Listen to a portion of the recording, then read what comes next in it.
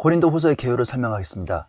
기록자는 바울이며 기록 시기는 주후 56년경입니다. 성격은 교회를 위한 편지이며 수신자는 1차적으로는 고린도 교회의 성도들이고 실제적으로는 모든 신자입니다. 고린도에 있는 거짓 사도들이 바울의 고린도 전서에 분개하여 성도들을 선동하여 바울을 판단합니다. 이들은 바울이 변덕스럽고 교만하고 외모와 언변이 하찮다고 말하며 사도직을 부정합니다. 바울은 이 상황을 정리하도록 디도를 보내고 고린도 사람들이 바뀌어진 것을 보고 기뻐합니다. 그리고 고린도 후서를 통해 바울의 치리에 순종한 것에 감사함을 표시하고 아직도 반대하는 무리에게 바울의 사도직을 변증함으로 자신의 사도직을 인정하라고 합니다. 그러한 권위는 하나님의 동역자이며 하나님의 위로와 성도의 기도로 사역을 감당할 수 있다는 점입니다. 이는 성도들을 온전케 하기 위함입니다. 고린도 교회의 성도들이 바울의 사도직 직분에 대한 의심이 있으므로 그것을 교정하고 바울의 직분의 우월성과 정당성과 사도직을 변호하며 예루살렘 성도들을 위하여 위로금을 강조하기 위함이었습니다. 그리고 거짓 사도들의 이간질을 경고하고 회개를 촉구하는 내용입니다. 그에 따르는 고통을 그리스도인들이 겪어야 할 고난이라고 가르치기 위하여 기록하였습니다. 핵심장은 5장이며 핵심절은 우리는 우리 자신을 전파하는 것이 아니라 그리스도 예수가 주이신 것과 우리 자신이 예수를 위하여 너희의 주인 것을 전파하노라. 고린도후서 4장 5절입니다. 핵심 단은 자랑이며 핵심구는 사도의 표적 12장 12절입니다. 고린도후서의 그리스도는 성도들의 모든 필요를 만족시켜주는 주님입니다. 영적 교훈은 내 은혜가 내게 족하다입니다. 고린도후서의 내용을 설명하겠습니다. 고린도인들에게 보내는 사도 바울의 두 번째 서신은 약 AD 58년에서 59년경에 기록되었습니다. 이 서신의 중심 주제는 사역입니다. 사실 고린도후서는 사역에 관한 연구에 있어서 가장 위대한 책이라 할 수 있습니다.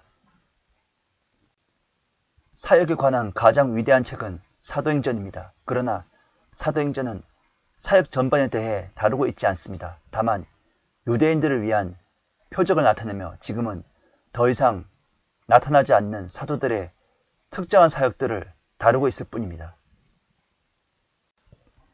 다음으로 사도행전은 모금을 마련하고 제자들을 굳게 해주며 매우 다양한 상황 가운데서 기도하는 일에서 비롯되는 개인적인 문제들, 인간적인 문제들, 사역에 관한 문제들에 대하여 단 한 장도 할애하지 않고 있습니다. 고린도 전서에는 초대 교회를 알게 되지만 고린도 후서에서는 초대 교회의 위대한 사도를 알게 됩니다. 고린도 전서를 받은 이후에 고린도 교회에서는 바울을 반대하는 논쟁이 심해진 것으로 보입니다. 고린도 후서는 바울의 서신들 중 가장 자서전적인 서신이라고 알려졌습니다.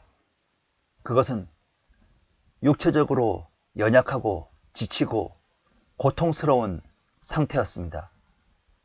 그러나 그에게 영적인 부담들이 더 컸습니다. 그 부담은 하나는 교회들이 율법 교사를 반대하여 은혜를 유지하기 위한 바람이었습니다. 다른 하나는 유대인들과 유대인 그리스도인들이 그를 향해 느끼는 불신으로 인한 마음의 고통이었습니다. 율법주의자들의 냉랭한 교리들로 인해서 바울의 사도직은 비난받고 부인되었습니다.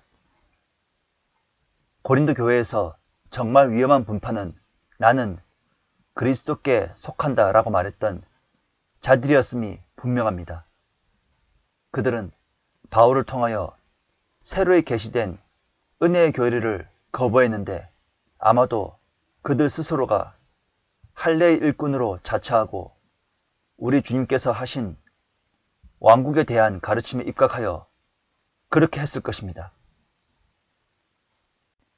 그들은 그리스도께서 죽으심으로 새로운 경륜이 소개되었던 사실을 잊은 것으로 보입니다. 이것으로 인해 바울은 그의 사도적 권위의 근원과 영역에 대해 방어할 필요가 생겼습니다. 또한 고린도전서와는 달리 후서에서는 기독교 메시지에 대한 새로운 영지주의적 해석을 반박할 뿐만 아니라 예수 그리스도의 사도인 바울을 공격하고 그 사도권을 의심하는 사람들에 맞서 논쟁을 합니다. 그들은 한정된 조건들을 자랑하였습니다. 그들은 오늘날 은사주의적인 입신의 경험을 가졌고 바울의 사도직을 부인하며 신사도주의처럼 자칭 사도라고 말하며 모세보다도 높은 자들이라면서 자기들이 유대인이란 것을 자랑하고 있었습니다. 그러나 사실은 그들은 다른 예수를 전하고 다른 영과 다른 복음을 전하는 자들이라고 바울은 지적합니다. 결국 그들은 사탄의 종들에 불과합니다. 이들은 팔레스타인에서 오기는 했지만 갈라디아에 나타났던 율법주의와는 달랐습니다. 바울의 선교 사업과 사도권을 부정하는 사람들이었습니다.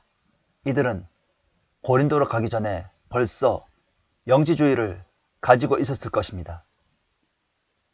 그들은 자신들은 초인, 신적 인간, 아브라함의 자손, 가장 훌륭한 히브리인들로 생각했습니다. 그들은 자기들이 다른 사람들을 자기들과 같은 초인이나 신적 인간으로 만들 수 있다고 생각했습니다.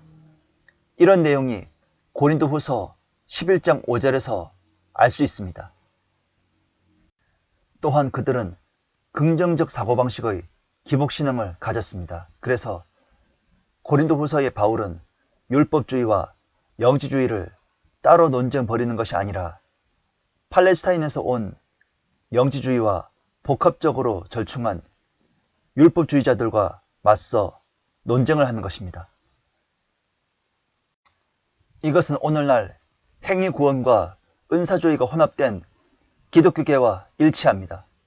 바울은 교회를 십자가 없는 승리주의로 이끄는 반대자들에 대해 고린도 성도들이 확실한 조치를 취하지 않음을 책망하면서 자신은 그들에게 짐을 지우거나 폐를 끼치려 하지 않음을 분명히 합니다. 고린도 후서를 분석하겠습니다. 1. 바울의 행도원칙 1장 1절에서 7장 16절. 첫 번째 서론 1장 1절에서 2절. 두 번째 아시아 지방에서 죽음을 면케해 주신 하나님께 감사 1장 3절에서 11절. 세 번째 그들에게 보낸 편지도 역시 그들을 위하는 마음에서임 1장 12절에서 2장 4절. 네 번째 잘못을 뉘우친 자에게 용서 2장 5절에서 11절. 다섯 번째 이번 편지 쓰기 전의 사건 2장 12절에서 13절. 여섯 번째 감사 2장 14절. 일곱 번째 하나님께로부터 사명 2장 15절에서 4장 6절. 여덟 번째 바울의 고통은 필요 4장 7절에서 5장 10절. 아홉 번째 사도로부터 맡은 사명 5장 11절에서 6장 10절. 열 번째 믿지 않는 자들과의 관계 6장 11절에서 13절. 11번째 사도로서의 사명 6장 14절에서 7장 16절. 2. 예루살렘에 있는 가난한 성도들을 위한 모금 8장 1절에서 9장 15절. 첫 번째, 예루살렘 교회를 위한 모금 8장 1절에서 24절. 두 번째, 바울의 동역자들을 보냄 9장 1절에서 15절. 3. 바울 자신의 사도적 권위에 대한 방어 10장 1절에서 13장 14절.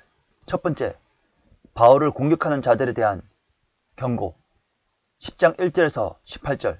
두 번째, 거짓 사도에 대하여 11장 1절에서 12장 13절. 세 번째, 바울이 교회를 약탈하는 자라는 비난에 대한 변호와 전도 여행을 논함 12장 14절에서 13장 10절. 네 번째, 마지막 부탁과 축도 13장 11절에서 14절입니다.